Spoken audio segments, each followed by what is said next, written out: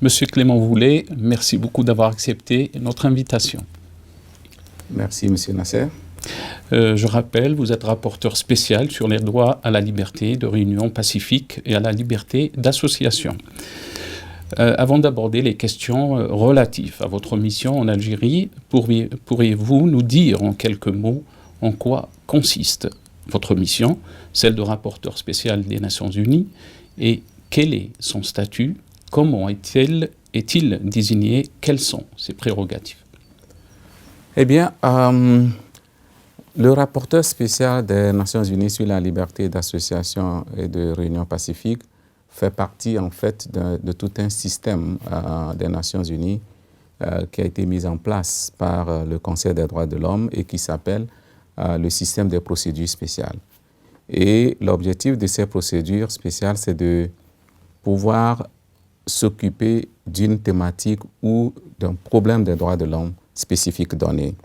Et nous en avons plus d'une cinquantaine, et qui peuvent être aussi sur des questions thématiques, comme des questions pays, ou comme tout un groupe qui travaille sur une thématique donnée.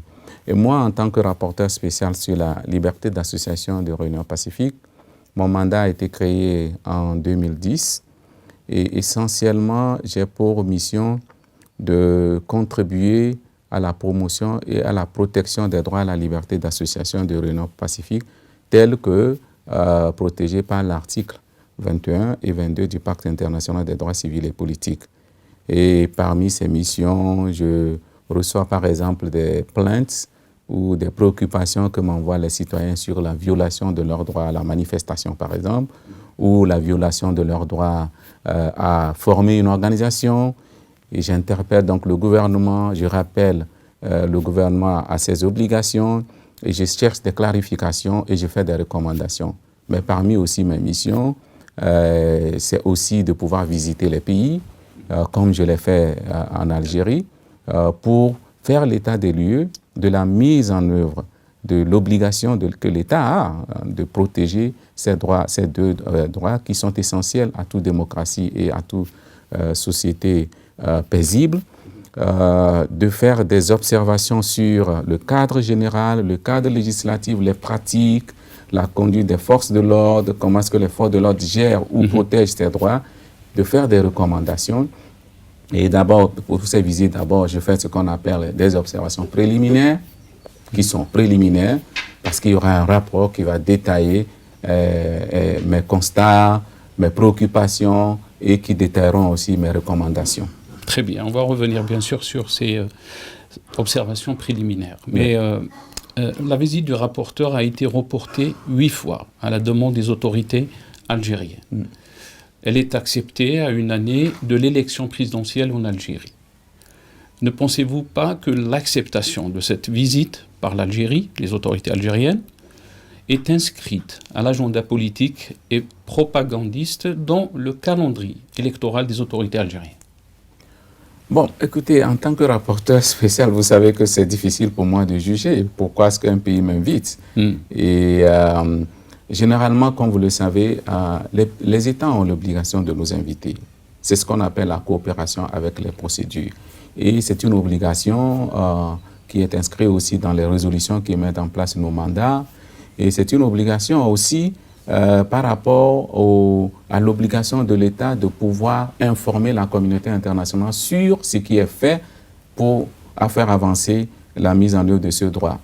Je ne peux pas, je n'ai pas d'informations précises, mais je sais que, évidemment, comme vous le dites, cela a été reporté plusieurs fois. 8 fois. 8 fois, voilà. J'ai continué mes discussions avec le gouvernement sur ce point.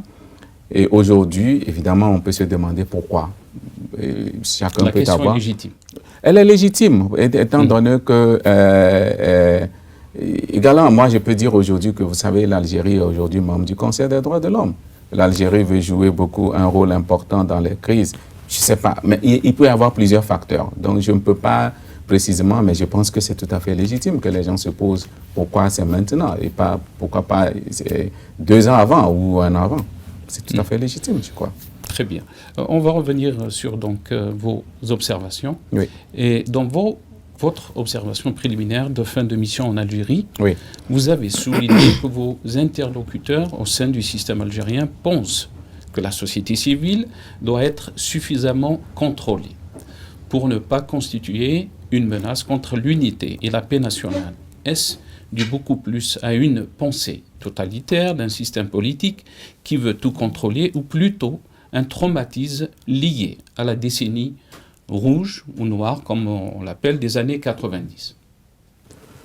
Bon, vous savez, M. Nasser, moi j'ai passé 10 jours en Algérie. Et bien avant cela, j'ai eu à envoyer plusieurs communications à l'État sur des préoccupations liées à peut-être à des arrestations, liées aux manifestations de Hirak, liées aussi aux questions des partis politiques. J'ai eu déjà à le faire.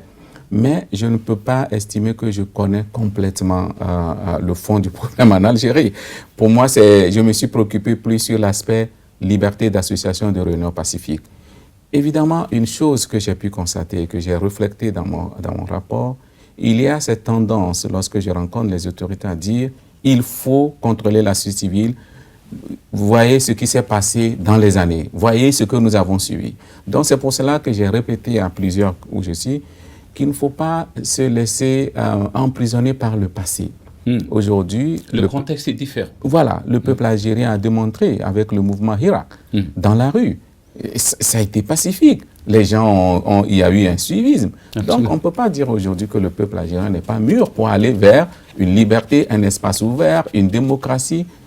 Donc il y a cette conception. Je ne peux pas savoir si cette idée-là vise à un maintien ou à un contrôle de tous les segments du pouvoir, mais ce que j'ai pu constater, c'est qu'il y avait des préoccupations qui sont revenues plusieurs fois sur l'aspect sécuritaire. Beaucoup d'observateurs aussi disent que les autorités algériennes utilisent les années 90 comme un épouvantail, si on peut dire, entre guillemets, pour contrôler la situation.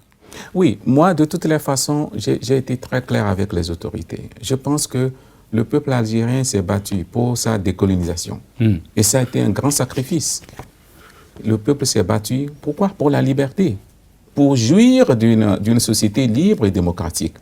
Le peuple algérien a continué à subir, durant ces années, des attaques, évidemment, il faut le reconnaître, des années noires et tout cela, mais le peuple a été toujours très résilient. Ça voudra dire qu'il y a une aspiration de la liberté.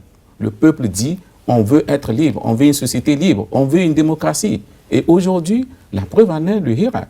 Le Hirak a commencé, c'est un mouvement qui a commencé quand même dans un système qui était encore très difficile, sans autorisation. Les gens sont allés dans la rue. Ça voudra dire quelque part que aujourd'hui, les Algériens disent, on ne peut plus continuer à nous laisser hanter par notre passé et refuser d'avancer vers une société libre. C'est ce que j'ai répété aux autorités. J'ai dit, il faut un courage politique.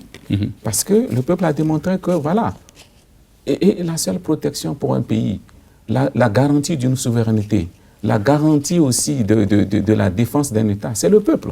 Lorsque le peuple est uni, lorsque le peuple jouit de toutes ses libertés, le peuple les gens sont à même de défendre défendant leur patrie.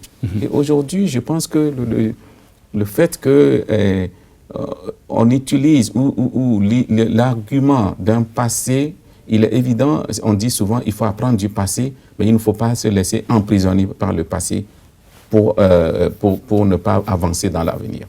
Est-ce que l'argument des années 90 était tout le temps là, quand vous avez eu des contacts avec les autorités?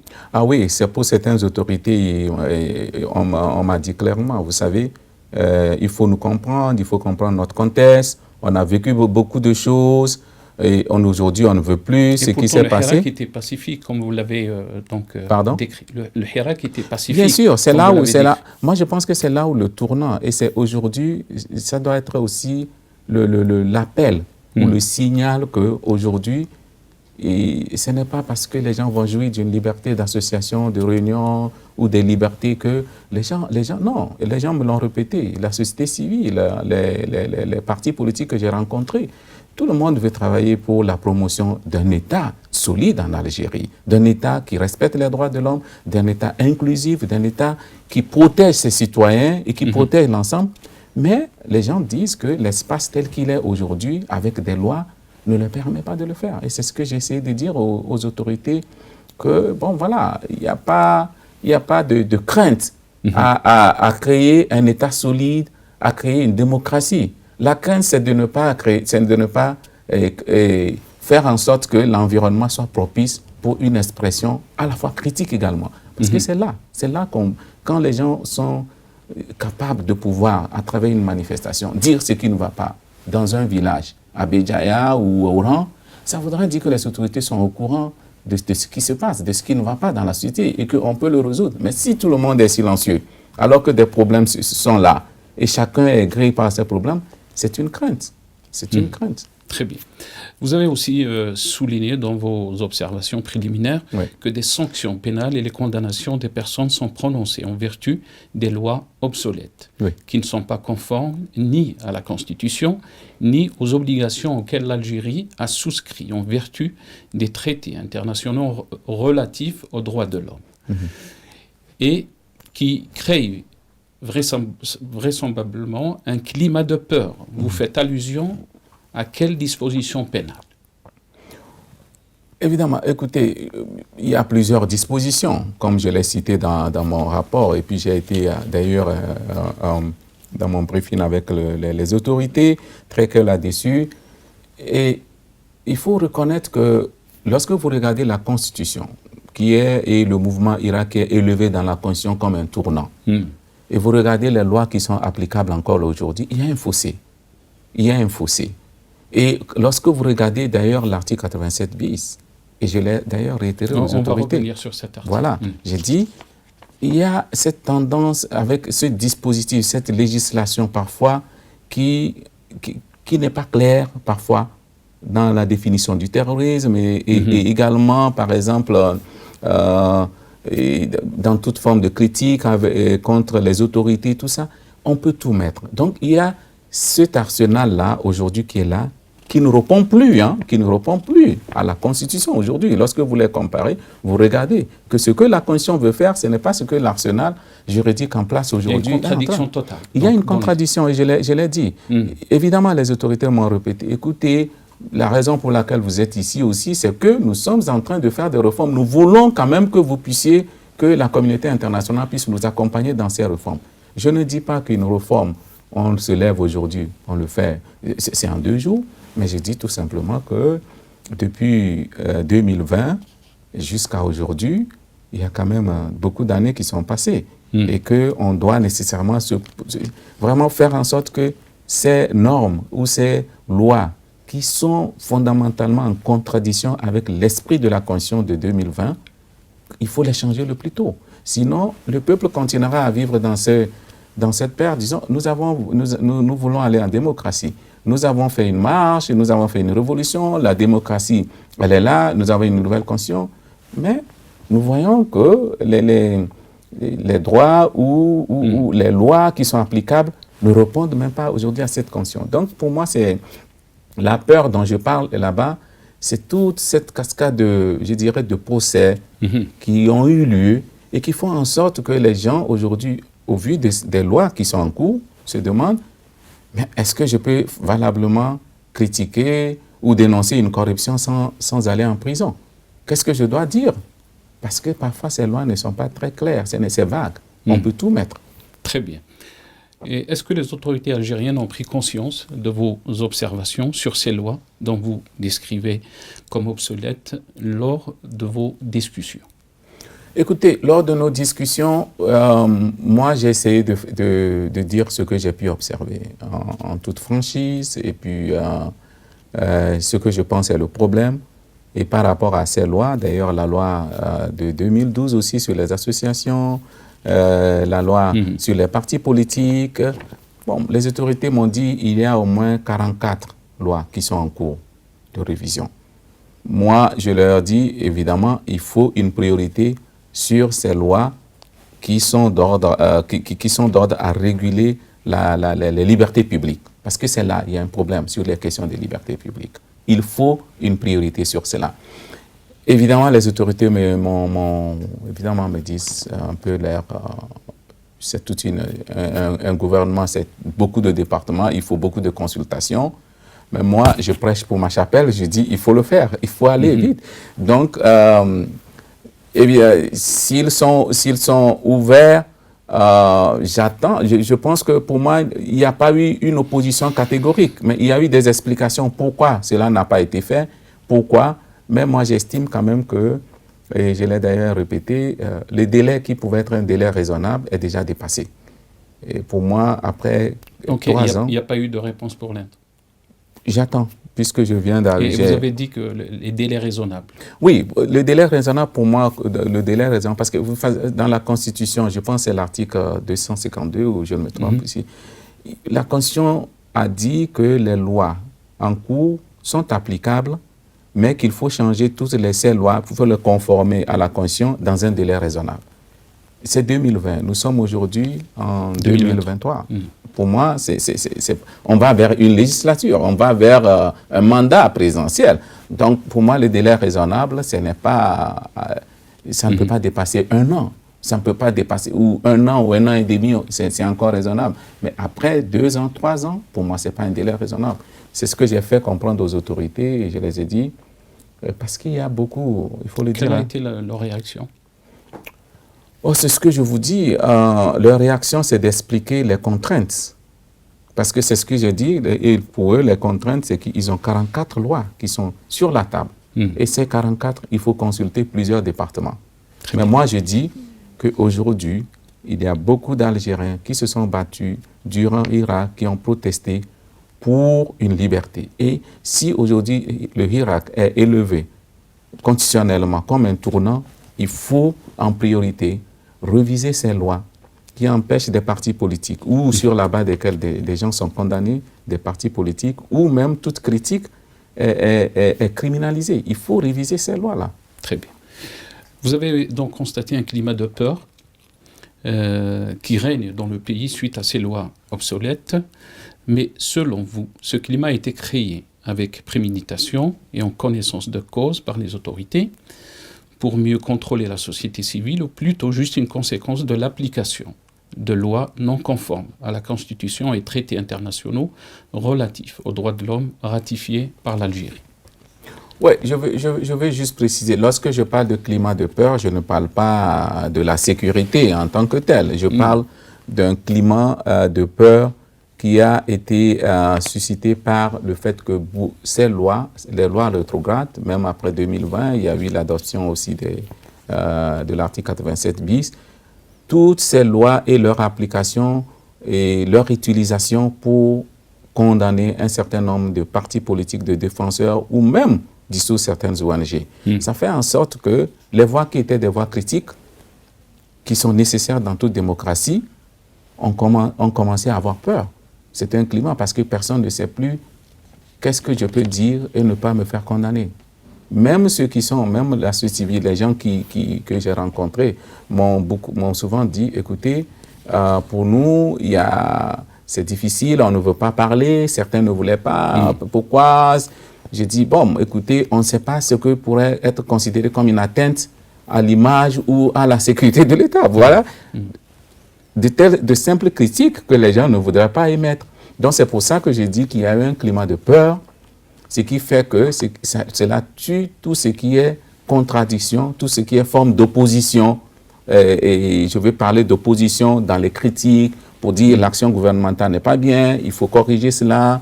Alors et vous l'avez senti avec vos échanges avec les activistes, les anciens détenus. Oui, les activistes m'ont retiré cela. Et c'est d'ailleurs pour ça que les activistes, j'ai pris soin d'ailleurs de mettre une phrase que les activistes m'ont dit directement. Je l'ai mis, j'ai répété mot par mot. Elle est dans ma déclaration lorsqu'ils m'ont dit « Nous aimons notre pays. Nous voulons travailler pour le bien du pays. Et nous ne voulons pas qu'on nous prenne comme des ennemis. » C'est que ces activistes se sont sentis, ils se sentent dans une société où ils sont marginalisés un peu, pour avoir critiqué ou pour avoir... Donc, c'est pour ça que j'ai tenu à le répéter pour dire que ce climat de peur, il est assez élevé. Et il faut en sorte que les réformes se fassent le plus tôt pour apaiser la société et pour donner aussi place à la critique et aussi donner place à la contradiction. Très bien. Vous avez interpellé aussi les autorités lors de votre conférence de presse à Alger de libérer les détenus qui ont exercé leurs droits pacifiquement. Force est de constater que depuis votre départ, il y a eu plusieurs arrestations au sein d'activistes politiques, notamment Ahmed Mansari, que vous avez rencontré à Alger. Sa sœur aussi, elle a été interpellée hier, le 8 octobre, à Alger. Qu'en pensez-vous? Écoutez, cette information, je viens de l'apprendre ce matin même, juste avant votre venue. Donc, je n'ai pas eu le temps vraiment de regarder de très près. Mais si cela est le cas, alors je prendrai la question avec les autorités. Et j'espère surtout que l'arrestation n'est pas liée au fait que j'ai rencontré ces gens et j'ai discuté avec eux. Il y a une autre personne aussi. Voilà. Pardonnez-moi. Oui. C'est Hamid Ahour de Qsr Chlala qui a été arrêté aussi. Oui, vous me donnez l'information et je crois que mes équipes on va se mettre au travail et on va communiquer avec les autorités parce que si c'est lié, je ne sais pas très bien, mais j'espère que ce n'est pas lié à ma visite. Si c'est lié à ma visite, alors il y aurait un problème sérieux parce que, comme je l'ai dit, avant d'aller, et comme les règles le disent, lorsqu'un État m'invite, l'État aussi prend l'engagement de ne pas exercer des représailles sur les personnes qui me rencontrent. Et j'ai été clair pour ça dans toutes mes discussions avec les autorités. Et si c'est pour des raisons d'exercice de la liberté d'association de réunion également, je suis intéressé et j'en demanderai aux autorités des explications à ce sujet. Mais je ne peux pas élaborer...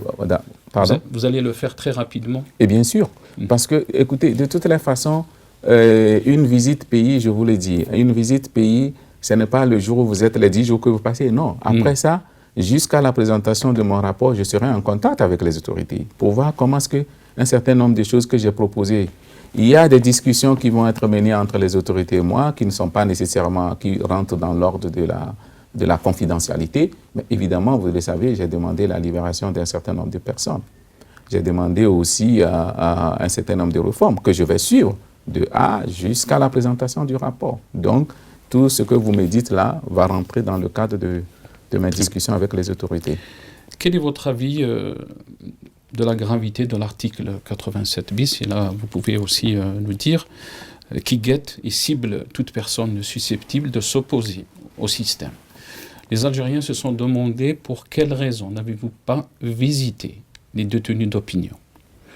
Malheureusement, votre conférence de presse aussi, importante soit-elle, a été boudée par la presse algérienne, bien contrôlée, ainsi que des dizaines de chaînes algériennes de télévision. N'est pas là un indice du degré de sérieuxité du pouvoir? Écoutez, sur la première question, l'article 87 bis, je crois que j'ai suffisamment élaboré dans mes observations préliminaires. Et d'ailleurs, même durant mes rencontres avec les autorités, j'ai eu à insister beaucoup que je pense que c'est un article qui ouvre la porte à l'arbitraire, qui ouvre la porte aussi à des condamnations pour ce qui pourrait être considéré dans une société démocratique comme une action légitime de critiquer l'action du gouvernement. Et je l'ai répété d'ailleurs, c'est pour cela que cet article, il est vague.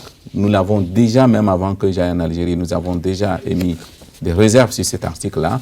Je l'ai réitéré encore et j'ai dit clairement que la première action serait vraiment de rappeler cet article-là. Il faut nécessairement, parce que cela ne donne pas une bonne image de l'Algérie. Je comprends que le pays a fait face à du terrorisme et tout ça, mais ce n'est pas un article qui doit rester dans une société démocratique. Cet article, il est en contradiction avec l'aspiration même de la Constitution, qui veut une société ouverte, qui veut une société libre, qui veut une société avec une justice indépendante, une justice au service du peuple. Donc, on ne peut pas maintenir cet article. Évidemment, il y a des gens qui ont été condamnés. Les gens m'ont demandé pourquoi. Écoutez, lorsque vous allez dans une visite pays, vous ne dévoilez pas les prisonniers politiques que vous avez rencontrés. On le fait? Non, parce que tout ça est confidentiel. Et là, vous parlez de prisonniers politiques. Non, parce que c'est comme ça, c'est le terme que les gens ont dit, prisonniers politiques. C'est les termes que les gens ont dit, mais ils vous ont rapproché, M. Boulet, donc que vous n'avez pas utilisé le mot détenu d'opinion ou détenu politique. Écoutez, j'ai demandé ce que je voulais que les expressions que j'utilise englobent tout le monde. Vous voyez? Par exemple... Et pourtant, ces personnes que vous avez visitées en Algérie, que vous avez eu un échange avec eux, ou les personnes qui sont en prison actuellement, c'est des personnes qui avaient donc une opinion qui était différente du régime des autorités algériennes, qui ont émis des critiques, on peut dire politiques, mais aussi il y a eu des journalistes qui sont en prison. On peut parler d'Hassan Qadi et d'autres aussi. Pourquoi ces gens-là n'ont pas été qualifiés comme détenus d'opinion ou détenus politiques? Écoutez, ça dépend si c'est la qualification que les gens veulent. Moi, j'ai parlé des personnes détenues dans le cas de Hirak, parce que je sais, d'après les informations que j'ai eues et les discussions que j'ai eues, que beaucoup de gens... Et les Hirak, pour vous, est-ce que c'est des détenus d'opinion? Évidemment. C'est pour ça que... Pourquoi vous ne l'avez pas dit? Non, mais la qualification du terme n'est pas pour moi le plus important. J'ai demandé qu'on les libère, parce qu'ils ont exercé leurs droits. Pour moi, la qualification, ce n'est pas... Vous savez, la qualification du terme peut porter parfois confusion. Mais ce que j'ai dit dans mon rapport, et si vous voulez, on peut le revoir, hein, je crois que j'ai été assez explicite sur qui ont exercé leurs droits. C'est ce que j'ai dit, qui ont exercé leur droit à la liberté de réunion pacifique et d'association. Donc, pour moi... En exprimant leur opinion. Oui, bien sûr, bien sûr. Donc, on ne peut pas ne pas les appeler des détenus d'opinion. Je ne sais pas si on m'avait posé la question, j'aurais répondu oui, mais le fait de n'avoir pas utilisé le mot, pour moi, ça ne dénature pas le contenu de ce que je veux dire. Donc, vous acceptez que ce sont des détenus d'opinion? Mais écoutez, qu'est-ce que c'est qu'un détenu d'opinion?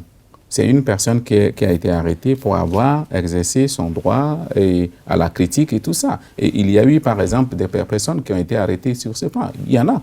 Mais ce n'est pas seulement ces personnes qui sont dans les prisons algériennes, je pense. Oui. Donc, ce que je suis en train de dire, et je l'ai d'ailleurs répété, oui, il y en a. Il y en a, et j'ai même demandé à ce qu'on les libère.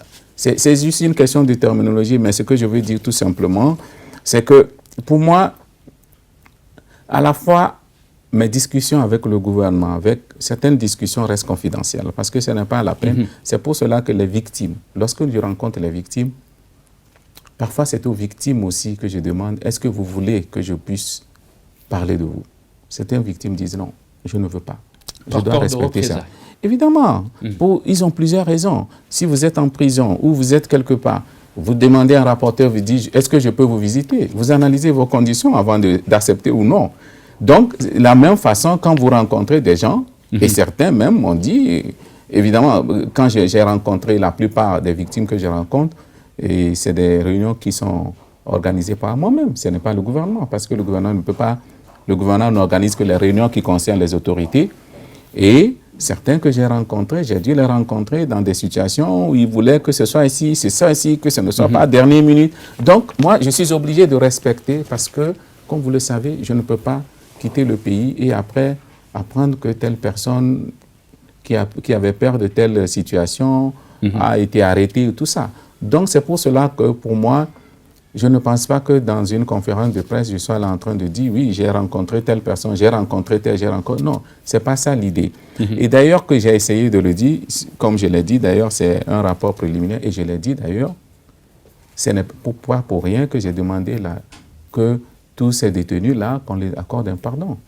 C'est parce que je sais qu'il y en a. J'ai mis le nombre. Les détenus d'opinion. Oui, j'ai mis le nombre. Et pourtant, le président Abdelmadjid Tebboune avait affirmé publiquement, dans une conférence de presse, qu'il n'y a pas de détenus d'opinion en Algérie et que c'était le mensonge du siècle. Bon, c'est pour cela que je vous dis, ça dépend de comment chacun qualifie un détenu d'opinion. Moi, j'ai parlé des personnes qui ont exercé leur droit à la réunion pacifique et d'association qui sont détenues dans le cas de Hira. Quitte à maintenant, au niveau international, comment chacun définit ça, et ça, pour moi, je ne vais pas rentrer dans dans des concepts de définition ou tout cela. Mais ce que moi je dis tout simplement, des gens ont été détenus et pour moi, ces gens n'ont rien d'autre fait que d'exprimer leur opinion ou de faire leur travail en tant que société civile défenseur des droits de l'homme.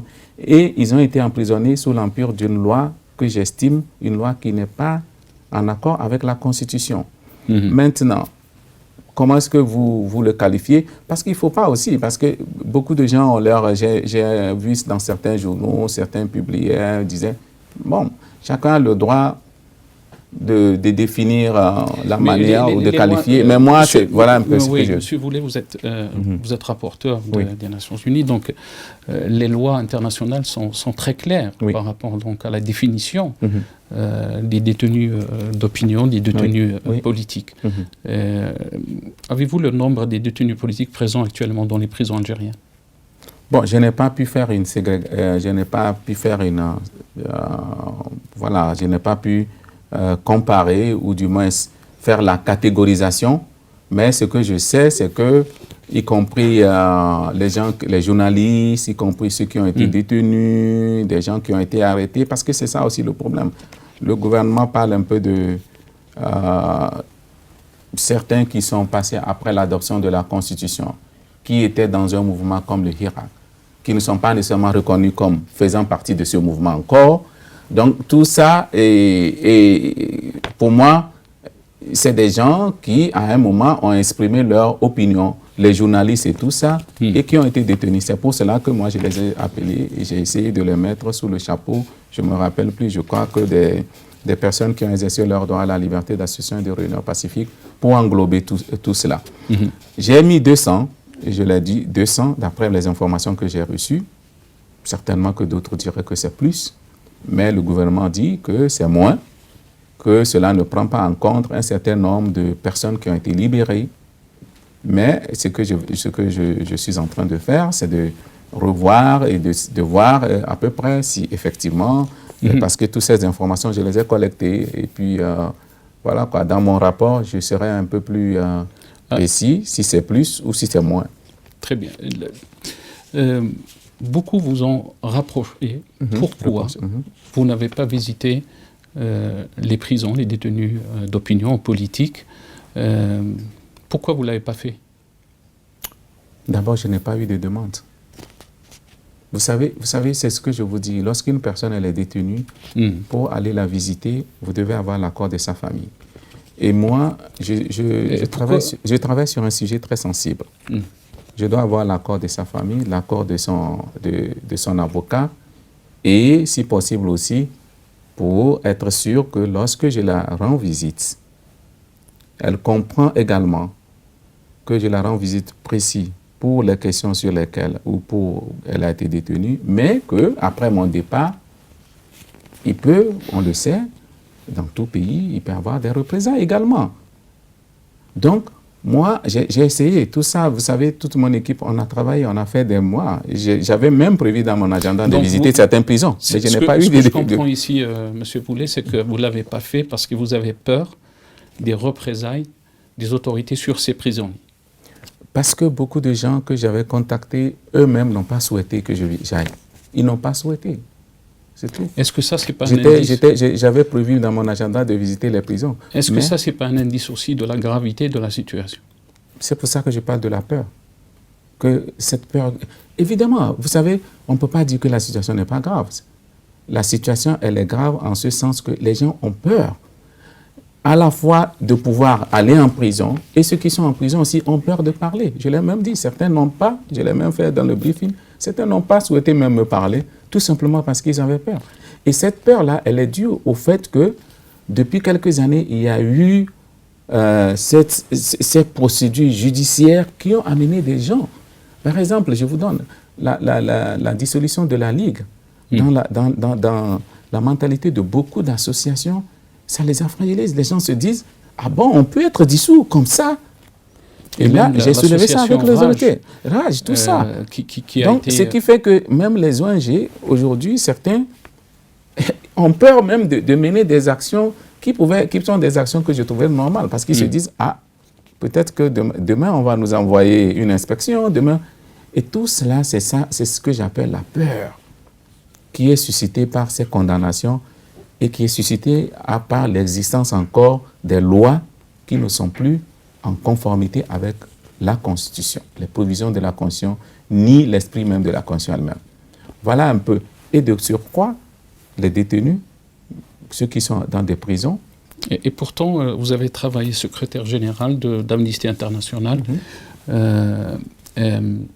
Amnesty International a appelé à la libération des journalistes, des détenus politiques, des journalistes, et on peut parler aussi d'Ihsan Al-Qadi. Pourquoi vous n'avez pas fait le nécessaire pour rencontrer ces journalistes en prison? Je ne peux pas, vous savez, vous me dites que je n'ai pas fait le nécessaire, mais je ne peux pas vous dire, je ne peux pas rentrer dans la confidentialité. Vous savez, j'ai fait le nécessaire. Et je peux vous dire, il y a des raisons pour lesquelles j'ai fait le nécessaire. J'ai travaillé, ça fait cette visite, j'ai travaillé sur ça. Ça veut dire, vous avez fait le nécessaire, ce que je peux comprendre. Ce n'est pas les autorités, je veux dire, ce n'est pas les autorités algériennes qui m'ont empêché, hein, mais je vous dis que j'ai fait le nécessaire, mais les gens ne se sentaient pas suffisamment en sécurité pour me rencontrer. Si vous voulez, je vous résume cela comme ça. Donc, ce qui veut dire que j'étais en contact avec plusieurs. Il y avait des profils aussi de Hira qui sont connus, comme des hommes politiques comme Karim Tabou, Mohsen Belabbas, l'ancien président du RCD, mais aussi d'autres, Fodil Boumala. Pourquoi aussi vous n'avez pas rencontré ces personnes, sachant que Karim Tabou, c'est la seule personne en ce moment qui signe chaque semaine dans une caserne. Écoutez, bon... dans une caserne, monsieur Boulou. Oui, je peux vous dire, vous savez, pour toute visite, ce que nous faisons, nous publions un appel. Je crois que vous avez reçu l'appel et nous demandons à toutes les victimes, les personnes, de nous envoyer des informations, ceux qui souhaitent nous rencontrer, de nous le faire savoir. Je peux vous confirmer que je n'ai pas reçu de demande. Et je peux vous confirmer que quand j'ai essayé, on m'a informé clairement, et certains sur certains points m'ont demandé, mais quelles seraient les mesures que vous allez prendre? Est-ce que vous ne serez pas suivi et tout ça? Donc, vous voyez, si moi je n'ai pas la certitude que je ne mettrai pas en danger quelqu'un qui lui-même déjà me pose des conditions, je préfère ne pas le faire. Mon rôle n'est pas d'aller et puis de partir avec une conscience que, bon, là, en partant, quelqu'un a... Ce n'est même pas le fait que je reçois des informations, vous savez. Soit je peux collecter des informations de son avocat, de sa famille et tout ça, des choses que je ne peux pas, malheureusement, confidentiellement, je ne peux pas vous le dire, mais c'est des informations que j'ai reçues, très bien. Mais les gens n'ont pas voulu que je les rencontre dans des... Le fait de penser aussi que vous allez mettre en danger des personnes qui ont été emprisonnées pour leur opinion, pour leur activité politique, est-ce pas là si on peut dire, la gravité de la situation? Oui, vous savez, si vous voulez, je veux vous dire, en allant en Algérie, je l'ai même dit, hein, en allant, je ne pensais pas que je finirais ma mission. Je me disais il y aurait un moment où on ne va pas se mettre d'accord, que le gouvernement n'accepterait pas que je discute. Mais j'ai rencontré des gens, j'ai discuté avec eux, il n'y a eu rien. Mais en allant, j'étais prêt, je disais à mon équipe qu'il se peut qu'à un moment donné, on décide de partir tout simplement parce qu'on aurait eu des rencontres, des discussions que le gouvernement ne va pas aimer. Mais ce que je veux dire de surcroît, c'est que, vous savez, quand une victime ne demande pas à vous rencontrer,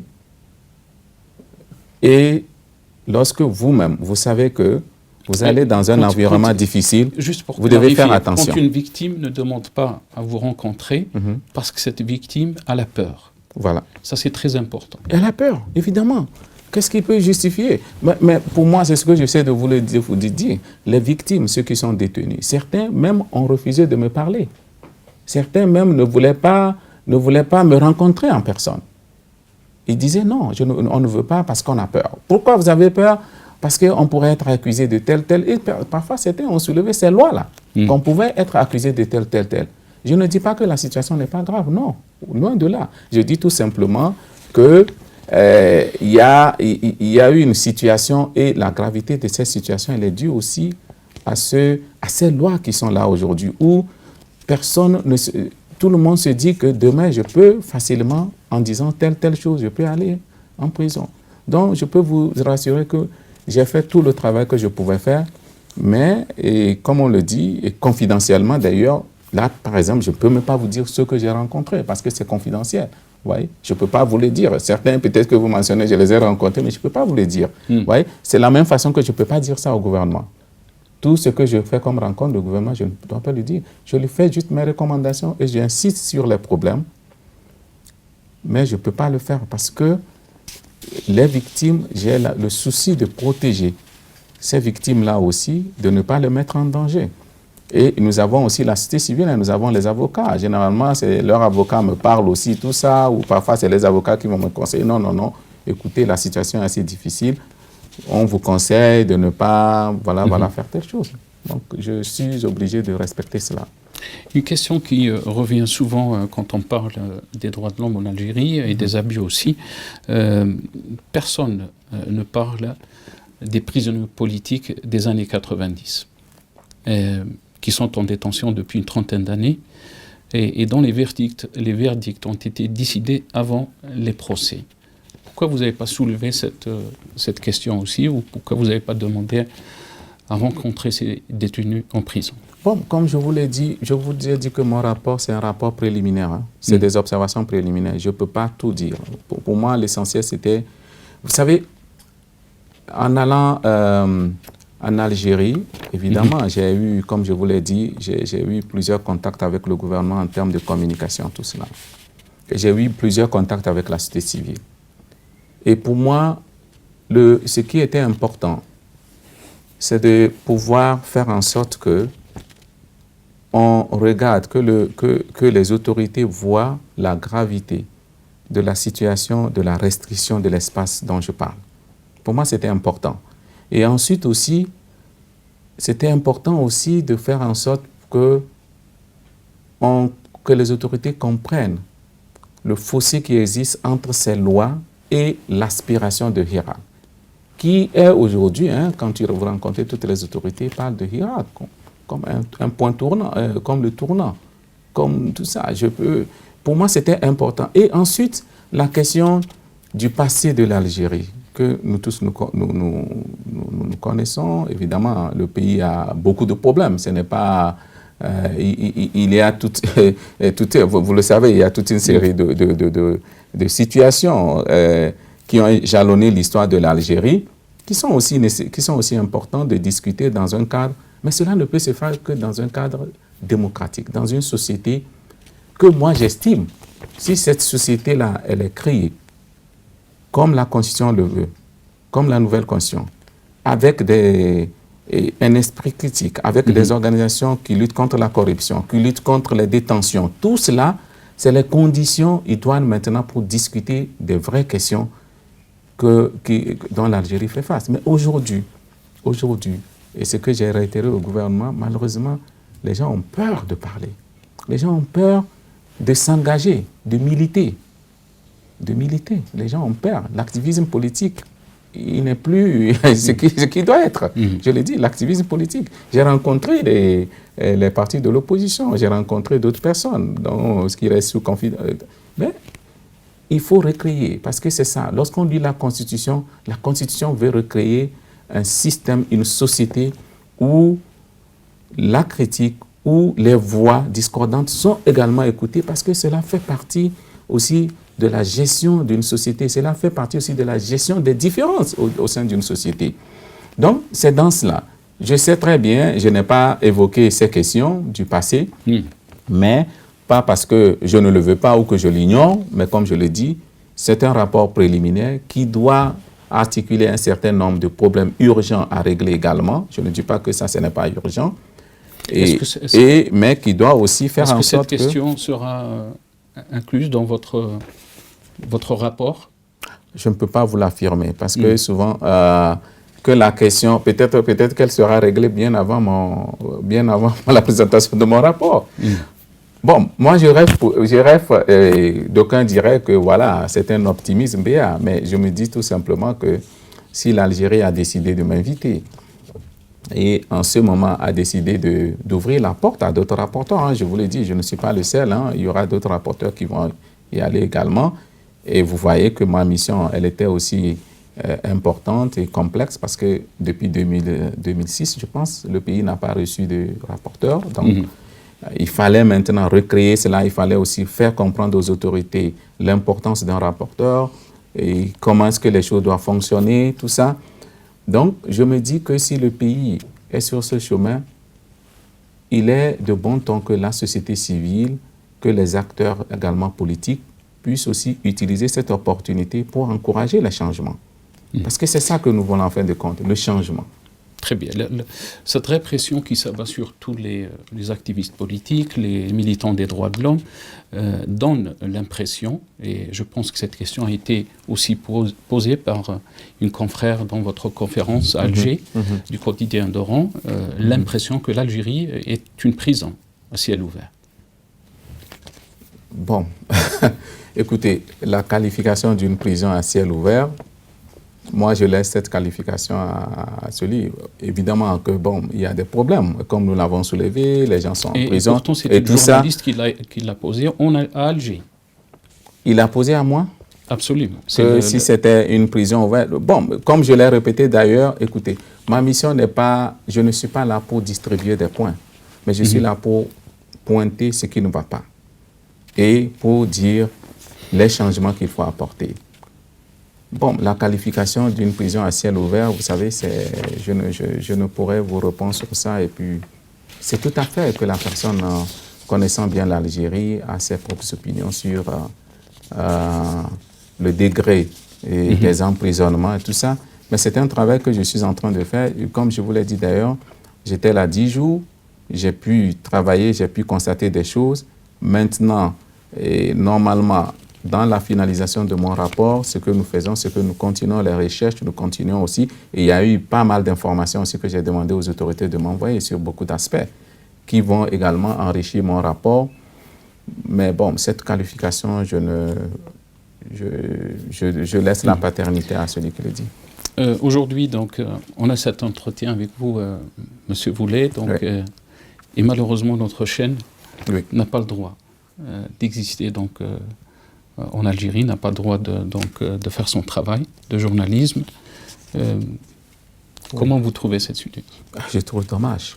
Je pense que cela ne peut qu'enrichir le pays. Vous savez, pour moi, je prends la chose de cette façon. Si, à partir du mouvement Hirak, on décide de couper avec un système et on veut construire... Lorsque vous lisez la Constitution, très bien, vous sentez qu'il y a, l'objectif c'est de reconstruire une nouvelle société. Et moi, je pense que la critique doit faire partie. Quel que soit ce qu'on reproche à votre chaîne, peut-être que, je ne sais pas, c'est la première fois que vous êtes critique, ou vous avez... C'est tout à fait normal. C'est comme ça que la démocratie grandit. Et je l'ai même soulevé à un des responsables. Je lui ai dit, écoutez, lorsqu'on ne peut pas permettre aux gens de manifester, parce qu'on se dit, ah, s'ils manifestent, il y aura des problèmes. Quel jour ils vont apprendre à manifester et à conformer leur conduite dans une société démocratique? Parce que c'est comme si vous enfermez les gens. Vous ne voulez pas qu'ils manifestent. Quel jour vous voulez qu'ils le fassent sans qu'il y ait des problèmes? Donc, c'est pour ça, la démocratie, parfois, elle a des exigences. On doit ouvrir cela. Le journalisme, tout cela, même moi, je suis parfois critiqué par les journalistes, je les ai dit. D'accord, mais c'est comme ça que nous tous, on apprend à faire notre travail. La critique doit faire partie de l'amélioration des responsables. C'est en cela que les responsables peuvent s'améliorer. Pourtant, Maghreb émergent, mais aussi Radio M, ils ont été fermés par les autorités algériennes. Et moi, je dénonce cela. Et j'ai dit aux autorités que sur ces points, et j'ai même soulevé tout ça, je ne vois pas les raisons qui font de cela. Très bien.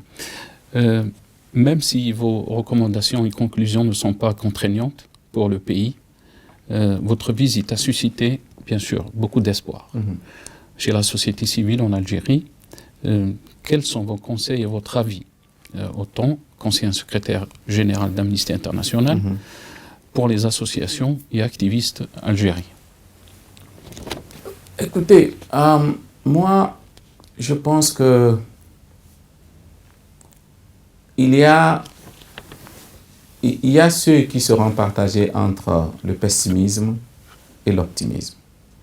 C'est tout à fait normal parce que le pays vient de très loin et jusqu'à présent, depuis l'Irak, on continue à avoir encore des comportements qui ne sont pas nécessairement des comportements qu'on aurait souhaités sur toutes ces condamnations. Il y a le pessimisme. Et pourtant, beaucoup d'Algériens pensent que la situation s'est dégradée depuis 2019. Oui. Peut-être même, il y a des gens qui regrettent l'époque de Bouteflika.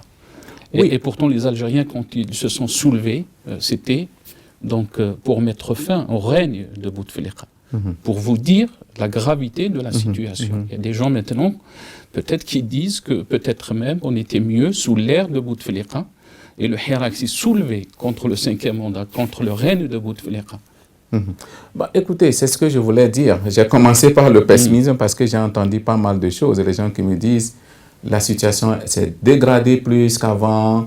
Voilà. Mais je pense tout simplement que lorsqu'à un moment donné, un peuple est sorti dans la rue pour demander des changements, et que ces changements aujourd'hui, quoi qu'on le dise, la plupart sont ancrés dans la Constitution, il faut continuer à se battre pour que cette Constitution-là soit appliquée. Le problème en Algérie, c'est ça. Il faut l'application de la Constitution. Il faut le faire. Parce qu'on ne doit plus être encore dans cette gymnastique où on a une Constitution qui est là et on attend, on laisse des lois qui sont là.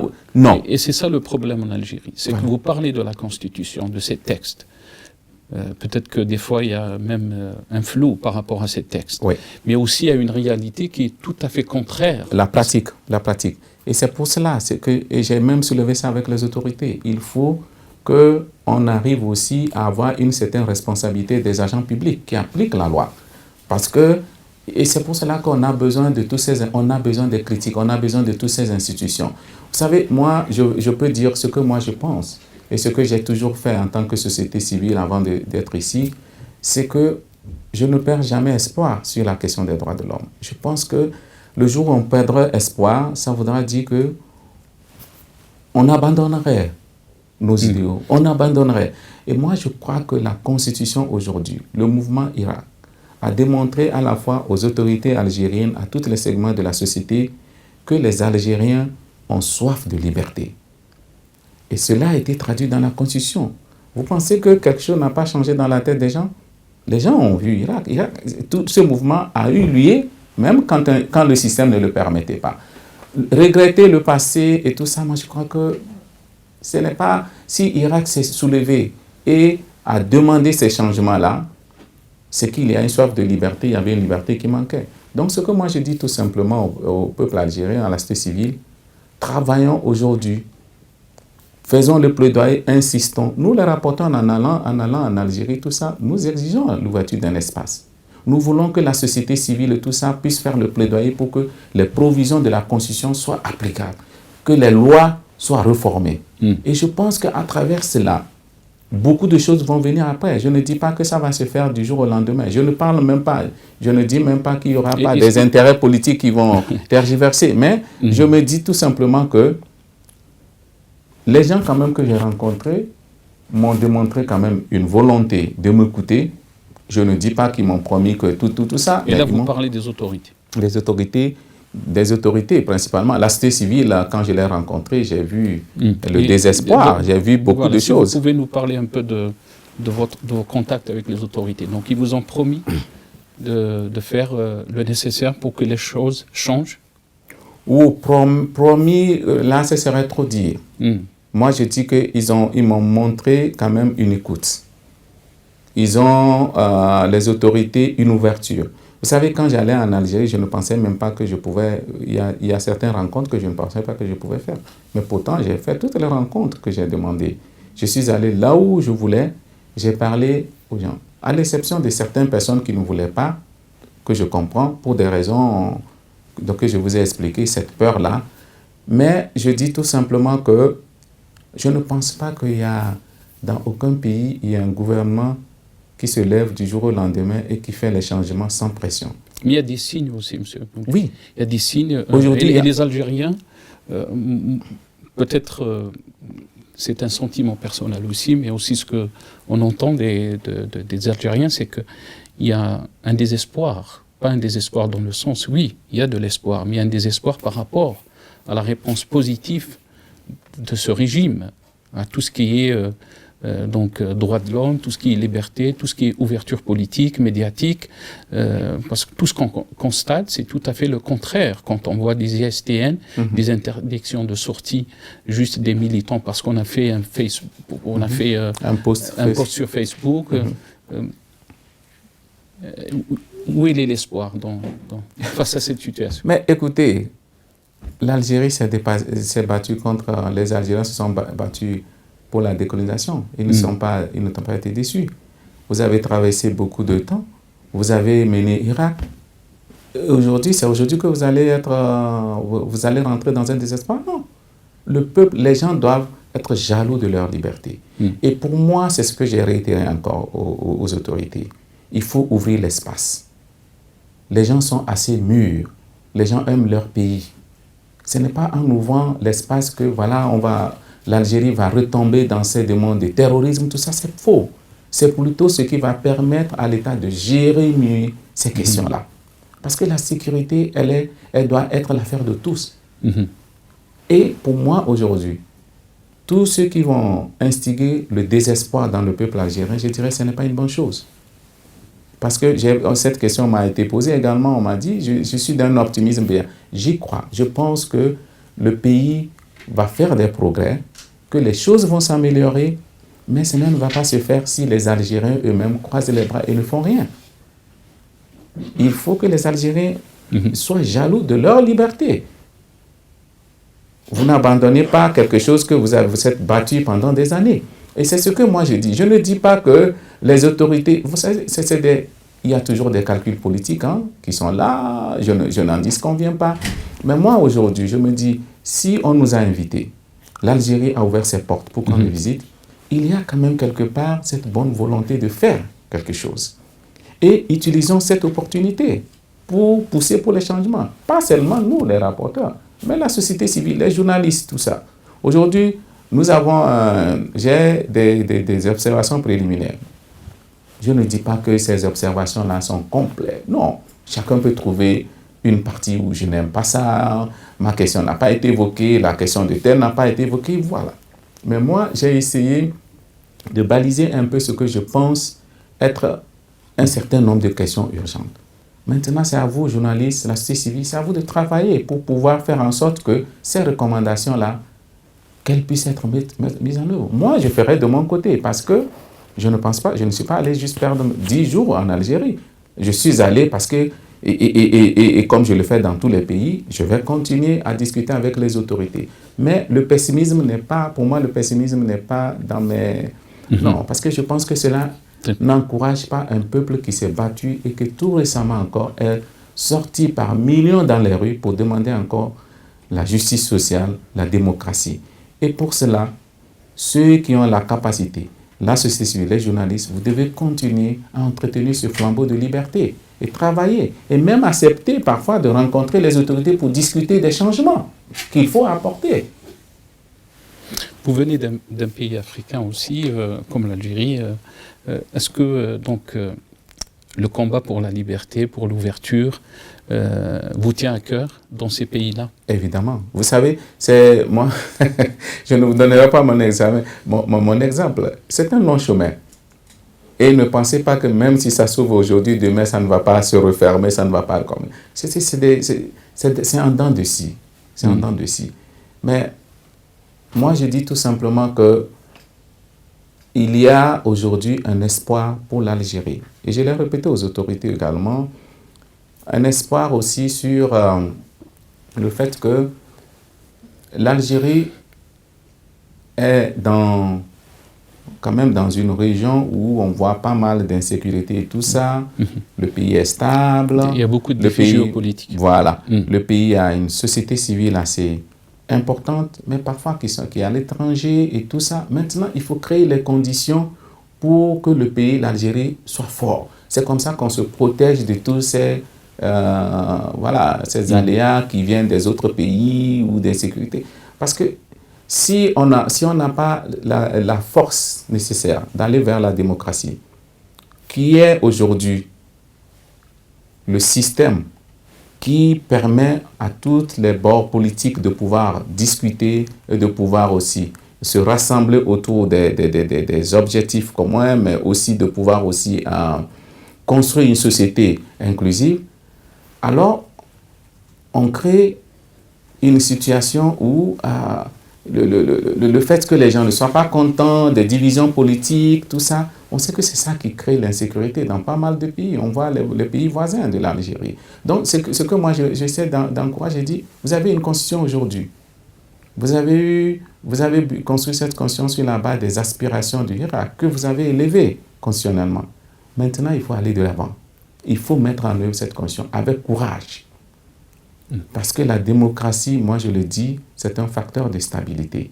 Contrairement à ce que beaucoup pourraient penser que oui, dans une société démocratique, c'est le laisser aller. Non. Non, ce n'est pas du laisser aller. Et lorsqu'on renferme plutôt les gens, on est en train quand même de couver des crises qu'on ne sait pas. Très bien. On est arrivé à la fin de cette interview. Si vous avez un message pour finir cette interview, bien sûr, je vous laisse un message d'espoir, un message très rapide pour les Algériens. Oui, cela ne peut être qu'un message d'espoir. Et moi, je dis tout simplement que, vous savez, en allant visiter l'Algérie. Et vous avez visité, bien sûr, Alger, Oran et Béjaïa. Voilà, Béjaïa. Je ne peux pas dire que j'ai visité toute l'Algérie. Honnêtement, c'est un grand pays. C'est le plus grand pays d'Afrique. Donc, en allant en visite pays, comme je vous l'ai dit, je m'attendais à beaucoup de difficultés. Et je ne dis pas qu'il n'y a pas eu de difficultés. Et ces difficultés sont liées au fait que, voilà, j'ai eu quand même des gens, la société civile, des personnes qui sont assez déçues, vous l'avez d'ailleurs résumé, des gens qui se disent que leur révolution a été trahie, qui n'ont pas obtenu, c'est vrai, les gens le disent aujourd'hui. J'ai eu aussi des gens qui crient à la liberté, qui se disent, mais pourquoi est-ce qu'on ne nous comprend pas? Nous, on travaille pour le bien de ce pays, et pourquoi est-ce qu'on nous considère comme terroristes, on nous considère, voilà. J'ai eu tout cela. Mais je dis aujourd'hui, et comme je l'ai répété aux autorités, avec la nouvelle constitution, il y a une opportunité d'un nouveau départ pour l'Algérie. Et ce nouveau départ mérite le courage.